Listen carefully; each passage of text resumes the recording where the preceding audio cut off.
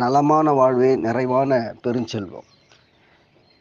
மனிதர்கள் நம்ம உணவுக்கு அதிகமா பயன்படுத்தக்கூடிய பொருட்கள்ல எண்ணெய் ஒரு முதன்மையான இடத்துல இருக்குது. ஏறக்குறைய எல்லா குடும்பமும் ஒரு வாரத்திற்கு குறைஞ்சபட்சம் 1 கிலோ எண்ணெயாவது சமையல் எண்ணெய பயன்படுத்துறோம். இந்த சமையல் எண்ணெயில எந்த எண்ணெய் நல்ல எண்ணெய்ன்னு சொல்லி பார்த்தீங்கன்னு சொன்னா, பேரிலேயே நல்ல எண்ணெய்ன்னு வச்சிருக்கு பாருங்க. அந்த எண்ணெய் தான் உண்மையில நல்ல எண்ணெய். சமையலுக்கு நல்ல எண்ணெய் தான் உகந்த நல்ல எண்ணெய்.